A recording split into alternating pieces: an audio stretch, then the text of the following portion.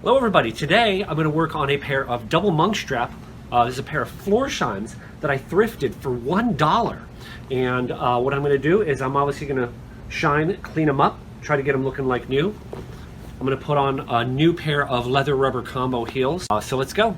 Everybody's Robert Powers. 4.5 out of 5. My shoe collection. Some stains there. Got a nice lather. Here is the finished product. I'm not a professional. How tight this is though. You can see it very clearly here. I just cut the thread. So here it goes. Now that's a proper mirror shine. They're both done. Doesn't it look awesome? Hello everybody. So first let me, I guess, do a little more close inspection with you of these shoes. And they're double monk straps. They're brown, obviously. And this is a nice style shoe. I've got big feet. These are a size, you can see it in there, right there, 12 triple E. So they fit me. My ideal size is 11.5 triple E. They look a little beat, but the styling, like I said, I like the styling. The toe is a little longer and pointier than I would really prefer. But let's go a little bit more, I guess, in depth and looking at the condition of them. First of all, the soles do appear to me to be actually Blake stitched. If you don't know what that means, I'll link a video down below. You know, you can. The sole, by the way, is not as thick as it looks in a lot of these newer shoes. It's really hard to tell here in the video, but if you pull that back, it's like it's like the sole is kind of undercut, you know, and you can see that in life. But anyway, at least they are really stitched. Obviously, you can see there the stitching is wearing through on the outside. I think that's called, when you see wear on the tips of the toes and outside, I think that's called supination. Pronation and supination, I may have this wrong, but like your foot has too much of an arch, you know, that's supination. And I think that's when the people kind of walk on the outside of the foot and roll off the toe. I could be wrong on that. I'm sure there's some, you know, somebody who's a podiatrist that may correct me if I'm wrong. But anyway, so what that's caused is some pretty severe wear on the toes. I'm going to see if I can't repair that. I'm going to add these Goodyear protective half soles. I've got another whole video on how to do that in detail. The heels, you can see the top lift. You see it's leather rubber combo. The leather portion is very, very thin. It's like just almost like paper thin.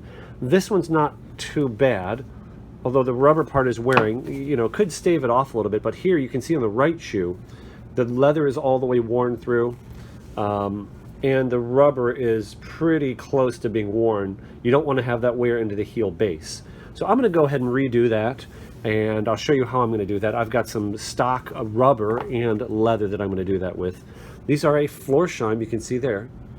Florsheim Imperial. Imperial and Royal Imperial have traditionally been Florsheim's highest model of shoe. The logo is barely visible there on the inside of the shoe. And you know, the leather condition itself is not in bad shape. You know, this is just superficial color being scuffed off. There's nothing wrong with that. This does definitely look like, you can see the pores and the follicle, hair follicle holes. Definitely looks like full grain leather to me. Now, there's some other, I don't want to call it damage, but imperfection in the shoe. This is very typical here where we live in the Midwest US. Can you see right here? It looks like, I don't know how to describe it, but that little like bump, you see it kind of goes around the side of the shoe here. What that's from is from these shoes being worn without galoshes, without over boots on them in the snow and wet. So what happens is the salt water is horrible. You may not know this if you live in a tropical climate, but around here they put like sodium chloride or potassium chloride, different versions of salt, onto the wet, snowy, not wet, but the icy and snowy pavement to melt the snow. But then that salt water gets into the leather, and it's just absolutely horrible for it. Now, it doesn't look too bad here, but when you put a spit shine on this, that's going to kind of get worse. You know, so that's, if these shoes would have been 20 bucks or something, 30 bucks, I probably would not have bought them. I'm going to see if I can't reduce the appearance of that without sanding. And you kind of have a little bit of the same thing on the other one, except it kind of goes up further there. Can you see that line? Kind of runs right across the toe. So that's probably my biggest concern with these things. The rest of it, you know, the scuffing, you know, and even that scratch there does not concern me at all, okay? So first thing I'm going to do with these, though, to start to get them looking better, check out these shoe trees that I found, right? Maybe I'll do a separate video on shoe trees. It's interesting, the shoe trees. This is what you call a fully lasted shoe tree. right? It's got a hollowed out to make it a little lighter, circulate air, full vamp on it, and this is the neat part about it, right? So I found that it needs to go all the way back. You just tighten that, and is it sacrilegious to put a Johnston & Murphy shoe tree in a Florsheim shoe? They're kind of competition, but anyway. And it does fit pretty nicely with it stretched all the way back. I've got the other one here. And if you just do this and leave your shoe trees into the shoes overnight, then this will actually just start to help straighten the shoes out. I may get a different pair. It's a little bit too loose through here, so not really stretching them out as much as I want. So, so I think before I clean them up, I'm debating on what I want to do first. I think I might want to do the heels first. I might actually, I think I definitely better saddle soap these and try and get some of that salt and staining. You know, if there's any salt residue left over in there, I want to get that out, okay? So I think that's what I'll do first. Step one, Kiwi saddle soap and hot water in the lid. Got a whole other video on how to use saddle soap. I'll link that below. Got them unbuckled here.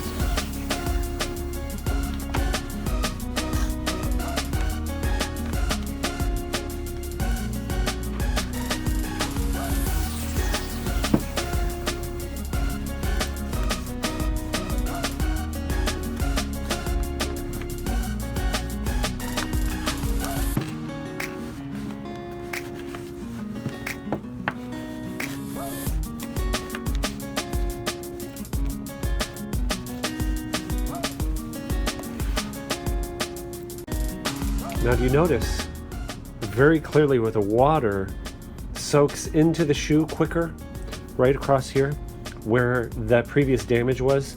And I believe that's because the salt water has actually done some damage to, changed the leather somehow. But anyway, I'll deal with it the best as I can.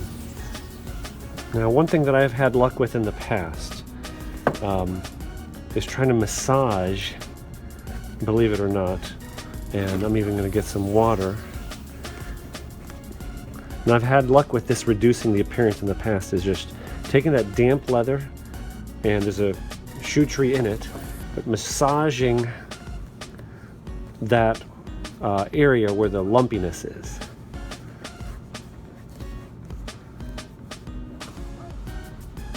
Okay. I'm going to take the Saphir Medaille mink oil.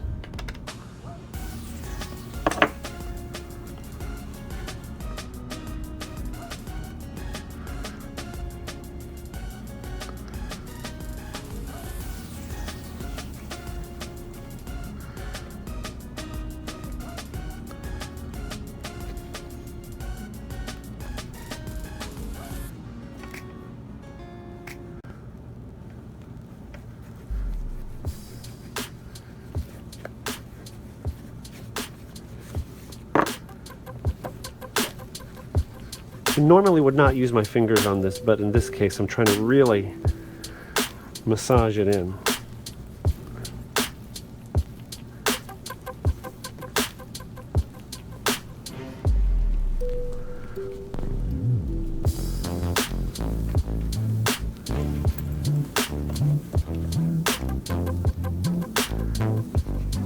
Especially you want to, excuse me, you especially want to get the buckles here.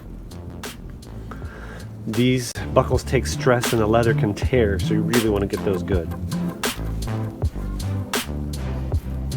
Just want to show you something. See how bad those scratches look?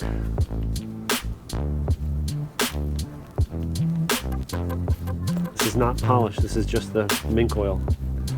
Helps, doesn't it? It's without polish.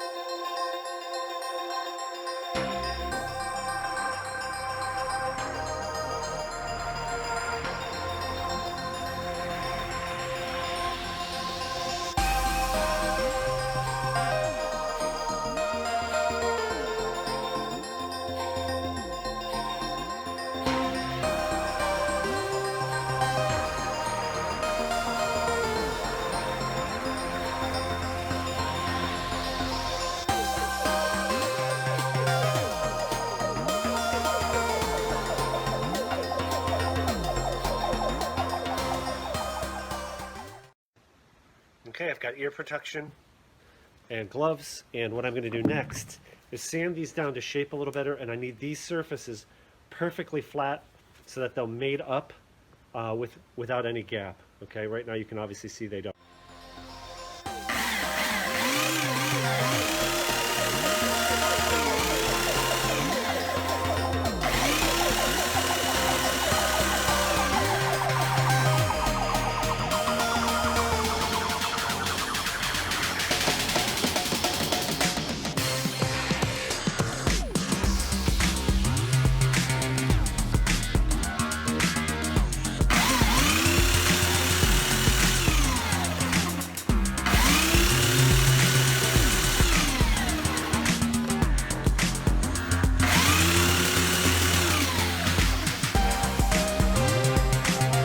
Weldwood contact cement. I do not think this is what the pros use, but it's worked for me.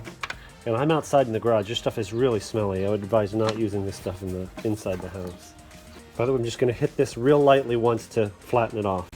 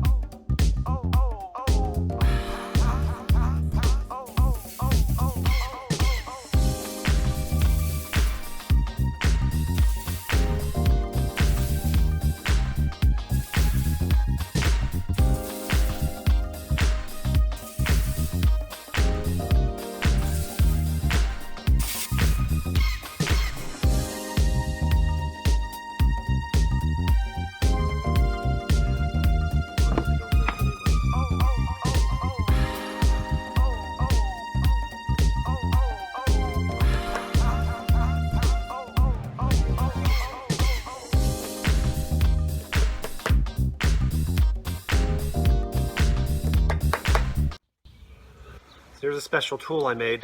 This is just a punch, an ordinary punch, small diameter punch. But I don't know if you can tell, but I ground a little divot in the end of it so that it wouldn't walk off the nails.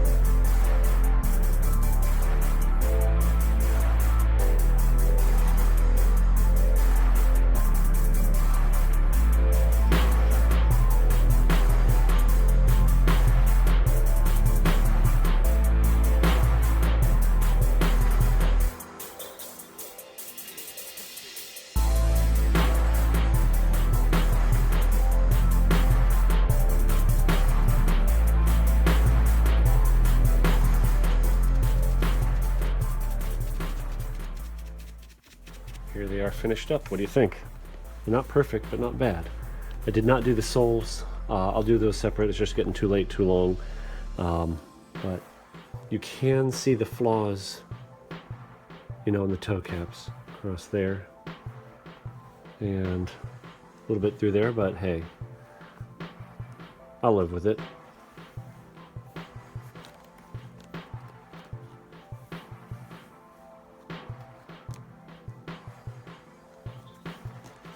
You can see a little bit through there, but like I said, I'll live with it. I'll probably wear these shoes for quite a while, be proud of them, then maybe get sick of them, and you know, my standards increase. You know, then I'll step my game up. The heels came out pretty good. I probably should take a pencil and erase those lines.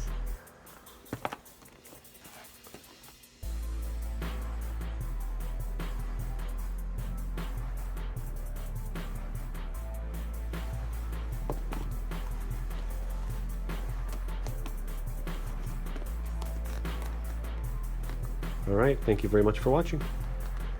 Check out my channel. I've got a lot of other shoe related videos, and subscribe if you'd like. God bless, take care, have a great day. Say hi, family. Next week is going to be really exciting. I'm actually going to take these shoes, these Florsheim shoes, to a professional cobbler, and I'm going to video from inside the professional cobbler store, and I'm going to put new soles on these and see how the Blake McKay stitch machine works, okay? So stay tuned.